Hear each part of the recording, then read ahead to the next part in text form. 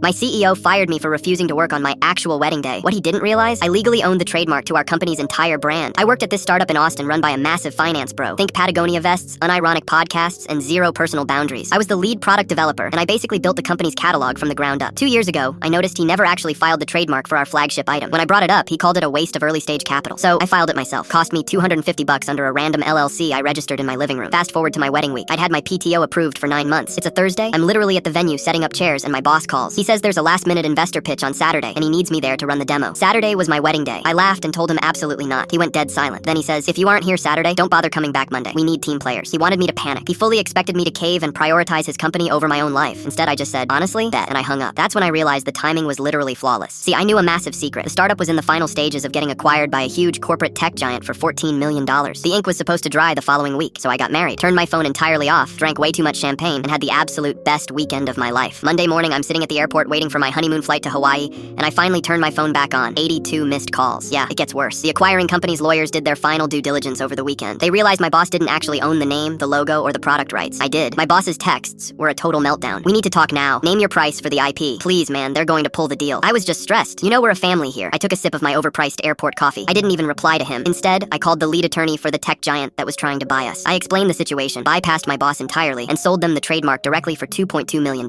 My former boss's deal completely collapsed. His investors pulled out, and his startup went under 6 months later. And the wildest part, that same tech giant hired me to run the division. I sent my old boss a postcard from Maui. I just wrote, thanks for the time off.